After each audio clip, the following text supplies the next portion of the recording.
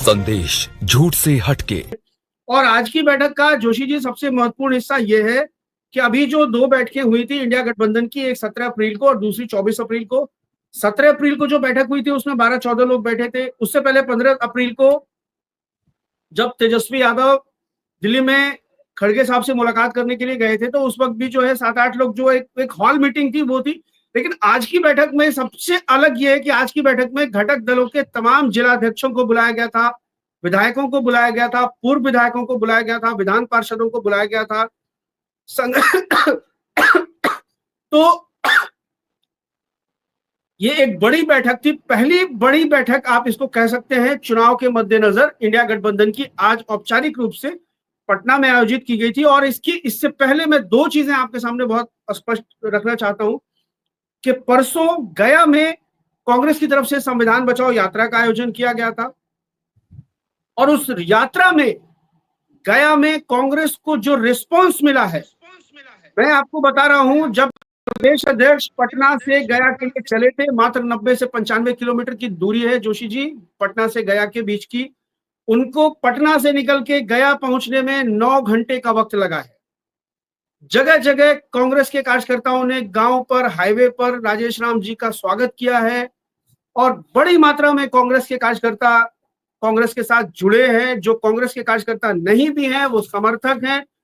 गांव के अंदर एक बड़ा नए किस्म का उत्साह कांग्रेस को लेकर के देखने को आया है परसों। और वहां गया की सड़कों पर जो नजारा दिखा है, मैं पूरी जिम्मेदारी से कहता हूं और आदित्य भाई भी मुझे लगता है कि इस बात को एंडोर्स करेंगे कि इतनी ऊर्जावान कांग्रेस को मैंने पहले कभी नहीं देखा अपने जीवन में, जैसा अभी पिछले 3-4 महीनों में दिख रहा है। और सबसे बड़ी बात यह है जोशी जी कि राजेश राम जी को प्रदेश अध्यक्ष बनाए जाने पर गोदी मीडिया की मैं बात नहीं कर रहा हूं, ये जो यूट्यूब चैनल्स हैं, डिजिटल मीडिया प्लेटफॉर्म्स हैं, जो सवर्णवादी मानसिकता के लोग चलाते हैं और एक एजेंडा चलाते हैं, उन्होंने भी राजेश राम को जिस तरह से अंडर एस्टिमेट करने की कोशिश की थी, उनकी जो क्षमता है उसको कम आंकने की कोशिश की थी, वो राजेश राम जी उसके बिल्कुल उलट साबित होते हुए दिखाई दे रहे हैं।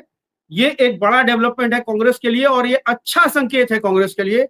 और दूसरी बात यह है कि आज एक तरफ जहां महागठबंधन की बैठक चल रही थी। अच्छा, एक मिनट में आपको शकीब भाई, एक मिनट, एक चीज और मैं इसमें ऐड करना चाहूंगा, पूछना चाहूंगा।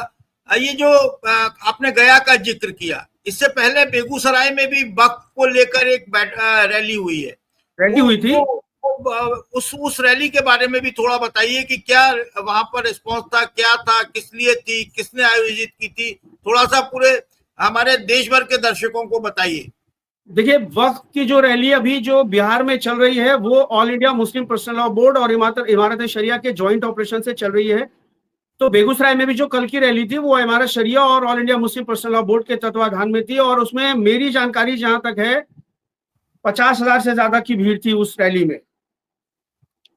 आज जो एक और डेवलपमेंट हुआ है जोशी जी, आज उसमें झंडे कांग्रेस के ज्यादा दिखाई दे रहे थे, जो कांग्रेस के भी झंडे थे, वाम के भी झंडे थे। इंडिया गठबंधन के जो भी घटक दल जिन्होंने पार्लियामेंट में इस बिल का विरोध किया है, उनके तमाम जो जिला स्तरीय कार्यकर्ता थे, विधायक थे, नेता थे जिला के, सब लोग उस मार्च में शामिल हुए। और आज की एक और डेवलपमेंट यह है जोशी जी कि एक तरफ तो इंडिया गठबंधन की बैठक चल रही थी और एक तरफ पप्पू यादव की बैठक चल रही थी। पप्पू यादव के जो लोग, चूंकि पप्पू यादव ने अपनी जो जन अधिकार पार्टी थी उसका जो मर्जर किया था कांग्रेस में, तो उनके संगठन का मर्जर नहीं हुआ था। संगठन आज भी उनका जूं का तू था और वो पप्पू यादव के नाम की राजनीति कर रहा था। भले ही वो उसके पास अपना कोई झंडा नहीं था, लेकिन वो पप्पू यादव के नाम की राजनीति कर रहा था। आज पप्पू यादव ने अपने उन तमाम लोगों को पटना में एकत्रित किया है सभी जिलों से और उनके सामने ये प्रस्ताव रखा है कि कांग्रेस की तरफ से लिस्ट मांगी जा रही है, आप तमाम लोगों को हम कांग्रेस में शामिल कराना चाहते हैं, आप लोग इसके लिए तैयार हैं। सब लोग एक मत से पप्पू यादव के नेतृत्व में, मुझे लगता है कि आने वाले एक हफ्ता में, 10 दिन में 500 से 1000 की संख्या में जो जिला स्तरीय जो उनका संगठन था, उसके जो कार्यकर्ता हैं वो कांग्रेस में विधिवत रूप से शामिल होंगे, उनको सदस्यता दिलाई जाएगी। ये बहुत बड़ा डेवलपमेंट है। जो लोग पप्पू यादव के बारे में ये खबर चला रहे थे कि पप्पू यादव को भाव नहीं दे रही है कांग्रेस और पप्पू यादव को पूछ नहीं रही है कांग्रेस और पप्पू यादव का सब रब जवाब दे रहा है, पप्पू यादव कोई नया फैसला लेने वाले थे, आज भी जो ये मीटिंग उन्होंने पप्पू यादव ने बुलाई है, आज भी कुछ चैनल सुबह में ये चला रहे थे कि क्या पप्पू यादव अकेले चुनाव लड़ने का फैसला ले सकते हैं, कि हम अपने साथ, अपने संगठन के साथ हम अकेले चुनाव लड़ जाएंगे, भले ही 243 सीटों पे नहीं लड़े, 10-20 सीटों पे लड़ जाए, लेकिन अकेले चुनाव लड़ जाएंगे। लेकिन पप्पू यादव ने उस पूरी चर्चा पे विराम लगा दिया है कि वो कहीं नहीं जा रहे हैं, वो महागठबंधन के साथ मजबूती के साथ चुनाव लड़ेंगे और उनके जो समर्थक वर्ग है, उनका जो कार्यकर्ता जो वर्ग है, जो संगठन उनका अब भी बना हुआ है, उसको लेकर के उन तमाम लोगों को उन्होंने हिदायत दी है कि आप लोग कांग्रेस में विधिवत रूप से शामिल होइए, संगठन में आपको जगह मिलेगी। और ये तमाम डेवलपमेंट एक तरफ चल रहे थे। और सबसे बड़ा डेवलपमेंट जो हुआ है, दो बातें बहुत महत्वपूर्ण है जोशी जी। एक तो वो जो 20 मई को जो मजदूर ये जो ट्रेड यूनियंस की हड़ताल है, उनके सवालों को लेकर के उसको पूरा का पूरा इंडिया गठबंधन का बिहार में समर्थन रहेगा।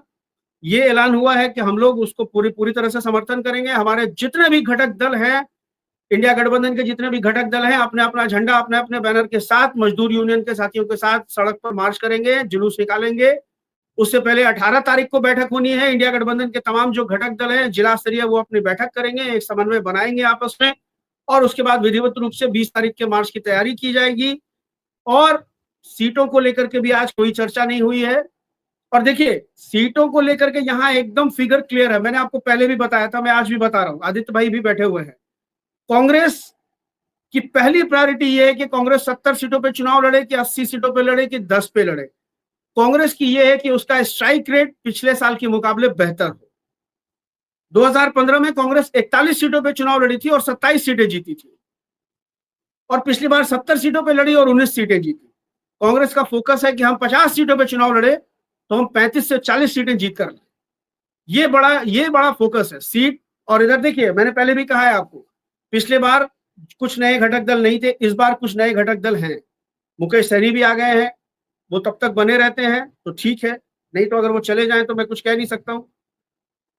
पारस जी भी हैं, आईपी गुप्ता साहब भी हैं, उन्होंने भी एक पार्टी, इंडियन इनकलाब पार्टी बना रखी है। कांग्रेस के समर्थक माने जाते हैं आईपी गुप्ता साहब। हो सकता है वो भी एक आध दो सीट मांगे, घटक गठबंधन में आना चाहे। ये तमाम चीजें हैं। तो आरजेडी पिछले बार 141 सीटों पे चुनाव लड़ी थी 2020 में, तो आरजेडी को भी अपनी सीटें कम करनी होंगी। 135 130 सीटों पर आरजेडी भी आएगी, कांग्रेस की सीटें भी कुछ कम होंगी। तब जाकर के ये जो नए घटक दल आए हैं, इनको एकोमोडेट किया जाएगा, क्योंकि सीटें तो 243 ही है ना, सीटें बढ़ा नहीं सकते ना, सीटें तो उसी में एकोमोडेट करना है। लेकिन इसके उलट थोड़ा सा मैं इंटरप्ट करूंगा कि अभी इन सब चीजों पे चर्चा ना करें तो ही बेहतर है, क्योंकि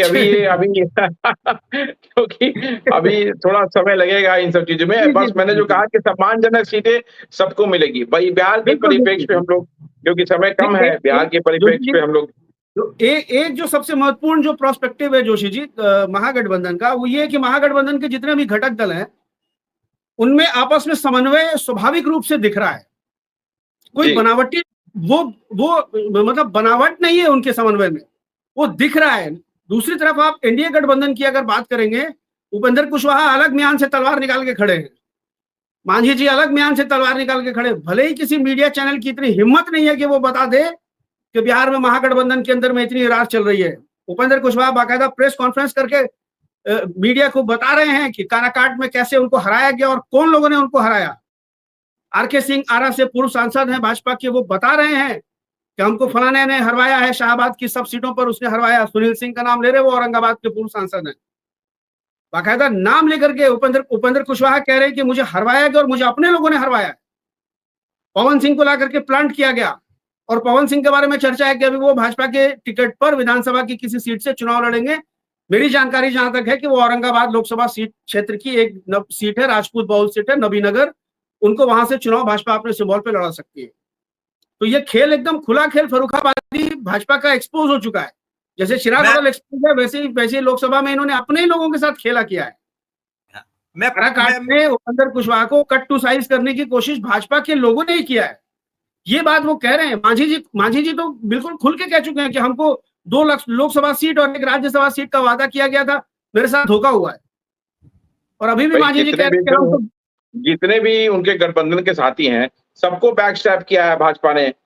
बिल्कुल, कभी न कभी, और वो सब ऑन कैमरा बोल रहे हैं। मैं ये बात कर रहा हूँ आदित्य भाई कि वो सब ऑन कैमरा आके बोल रहे हैं, लेकिन उनके भगदड़ की जो खबर है, वो जो भगदड़ दिख रही है उसको चलाने की हिम्मत नहीं है, और जो भगदड़ नहीं है उसको एज्यूम करके ये लोग चला रहे हैं कि पप्पू यादव चले जाएंगे, फलाने चले जाएंगे, वो अलग लड़ लेंगे। कांग्रेस का प्रशांत किशोर से भी गठबंधन करा देते हैं कुछ चैनल वाले, मुझे तो हैरत होती है। डॉक्टर शकील अहमद है, उन्होंने कांग्रेस विधायक दल के नेता हैं, वो भी आज बैठक में मौजूद थे। उन्होंने कहा कि अब नीतीश कुमार को घेरा जाएगा। बिहार की नीतीश सरकार की नीतियों को उन्होंने जनविरोधी बताया और उसे कहा कि ये घेरा जाएगा। और इसके साथ ही आतंकी घटनाओं पर उन्होंने स्पष्ट किया कि जब देश की सुरक्षा की बात आती है तो हम किसी से समझौता नहीं करेंगे, और ना समझौता किया। सबने एकजुट होकर कहा कि आपको जो फैसला लेना है आप लीजिए। और लेकिन इस बीच बहुत सारे खेल अभी होने बाकी हैं। वो क्या संभावित खेल है, क्या परिस्थितियां हैं शकीब जी बिहार में ऊंट आपको अभी कितनी करवट लेगा, थोड़ा सा। देखिए जोशी जी, आज मीटिंग में भी कुछ मुद्दे ऐसे आए हैं और इसी बात पर सहमति बनी है कि इन्हीं मुद्दों को लेकर के जनता के बीच में जाया जाएगा, जिसमें एक महत्वपूर्ण मुद्दा है ब्यूरोक्रेसी का, जैसा अभी आदित्य भाई कह रहे थे। इसमें कहीं कोई शक नहीं है कि ब्यूरोक्रेसी सरकार जो है नीतीश जी नहीं चला रहे हैं, ब्यूरोक्रेसी चला रही है। और स्पष्ट रूप से ये कहा गया है कि ब्यूरोक्रेसी का मुद्दा जनता के बीच में ले जाके उठाया जाएगा। दूसरी एक सबसे बड़ी बात यह, जाति जनगणना वाले इशू पर मैं आता हूँ। गालिब का एक शेर है, जैसे अभी आदित्य पासवान जी कह रहे थे कि आपने कह तो दिया है लेकिन लोग भरोसा नहीं करेंगे। गालिब का एक शेर है, कहूं किससे मैं के क्या है, शबे गम बुरी बला है, मुझे क्या बुरा था मरना अगर एक बार होता, तेरे वादे पे जिए हम तो ये जान छूट जाना, कि खुशी से मर न जाते अगर एतबार होता। अगर एतबार होता तो ये जनता जानती है। देखिए, ये तो मीडिया ने चला दिया ना कि 25 में जनगणना शुरू हो जाएगी। सरकार की तरफ से कोई आधिकारिक बयान नहीं आया है। एक बयान ये आया है कि सरकार जातिगत जनगणना करवाएगी, लेकिन कब करवाएगी सरकार की तरफ से कोई आधिकारिक बयान नहीं। ये मीडिया ने अज्यूम करके चला दिया कि सितंबर में शुरू हो जाएगी, अक्टूबर में शुरू हो जाएगी, 26 में चली जाएगी और 28 में चली जाएगी। तो ये उन्होंने अपना काम कर दिया। अब मीडिया के ऊपर है कि तुम इसको चलो लेके चलो। इसको काउंटर करने के लिए देखिए, लालू यादव, पहले तो राहुल गांधी ने उसी दिन पीसी करके जो मुद्दे उठा दिए, निजी क्षेत्र में आरक्षण का सवाल और प्राइवेट 15(5) जो निजी शिक्षण संस्थानों में आरक्षण देता है उसका सवाल, और जो ये बढ़ा हुआ आरक्षण है बिहार में 65%, उसकी कैपिंग हटाने की मांग। तेजस्वी यादव ने अगले दिन फिर लगा दिया कि भाई हम ऐसे नहीं मानेंगे। उन्होंने प्राइवेट सेक्टर्स में भी ठेके की मांग कर दी। ओबीसी के लिए पृथक निर्वाचन क्षेत्र की मांग कर दी कि जैसे रिजर्व सीट होती है दलितों के लिए, वैसे अति पिछड़ों के लिए और पिछड़ों के लिए रिजर्व सीट बनाई जाए। तो इस मुद्दे पर घेराबंदी के लिए कांग्रेस और महागठबंधन पूरी तरह से तैयार है कि इन्होंने ये जो शिगुफा छोड़ दिया है कि हम जातिगत जनगणना कराएंगे, उस पर इनको छोड़ दिया जाएगा, या जनता के बीच में ये वो मैसेज देने में कामयाब हो जाएंगे कि वो सामाजिक न्याय के योद्धा हैं। ऐसा होने नहीं जा रहा है, क्योंकि आदित्य भाई बिल्कुल सही कह रहे थे कि जनता को ये चीजें अब समझ में आने लगी। और देखिए, extreme of everything is bad. कोई भी चीज होती है, नफरत, खास की नफरत, हिंदू मुस्लिम, हिंदू मुस्लिम, हिंदू मुस्लिम, अब आम जनता त्रस्त हो चुकी है, आजिज आ चुकी है इससे। भाई उसको जनता का सवाल रोटी का है। जोशी जी, मुझे भी भूख लगती है, आदित्य भाई को भी भूख लगती है, मैं मुसलमान हूं, आदित्य भाई दलित हैं, आप लोग ब्राह्मण हैं, सबको भूख लगती है। सवाल रोटी का है, और कांग्रेस और महागठबंधन ने रोटी का सवाल विमर्श में ला दिया है, इसमें कहीं कोई शक नहीं। और देखिए, जनता को यह भी पता है। अब सवाल उठाए, देखिए महागठबंधन के नेताओं को होमवर्क भी जो दिया जा रहा है, एक तो दिया जा रहा है, आपको मैंने कल बताया कि तेजस्वी यादव की तरफ से भी जो है 10-10 लोगों की कमेटियां बनाई गई है, 24 कमेटियां बनाई गई है। वो उनको 10-10 विधानसभा क्षेत्र दिए गए हैं कि आप जाके सामाजिक न्याय परिचर्चा आयोजित कीजिए। जब सामाजिक न्याय परिचर्चा महागठबंधन आयोजित करेगा, घटक दल के तमाम लोग जब सामाजिक न्याय परिचर्चा आयोजित करेंगे, तो सरकार की योजनाओं की पोल खोल भी होगी, सामाजिक न्याय पर भी बात होगी। अभी मिसाल के तौर पर आप ले लीजिए, सरकार ने विशेष राज्य का दर्जा तो दिया नहीं। नीतीश जी को घेराबंदी कैसे करनी है नीतीश जी की?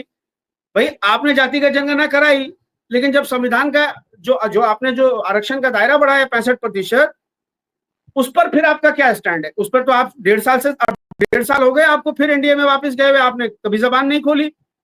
सुप्रीम कोर्ट में मामला चला गया। हम सब लोग जानते हैं कि सुप्रीम कोर्ट से यह मामला सॉल्व होने वाला नहीं है। सुप्रीम कोर्ट से मामला सॉल्व होने वाला नहीं है, इसलिए नहीं है, उसकी बुनियादी वजह यह है कि देखिए, जो भारत का न्यायिक इतिहास है, उस न्यायिक इतिहास में सबसे बड़ी जो बेंच थी केशवानंद भारती बनाम केरल स्टेट की, वो 13 जजों की बेंच थी। उसके बाद शाह बानो का मामला जो था वो 11 जजों की कॉन्स्टिट्यूशनल बेंच के पास था। इंदिरा सैनी जजमेंट जो ये 50% का कैपिंग है, उसका मामला जो है वो 9 जजों की बेंच ने निपटाया है। तो अगर उस इंदिरा सैनी जजमेंट को पलटना है तो इनको 11 जजों की बेंच, कॉन्स्टिट्यूशनल बेंच बनानी पड़ेगी, जो सुप्रीम कोर्ट में अभी पॉसिबल नहीं है। Supreme court rare of rarest case में ऐसा काम करता है।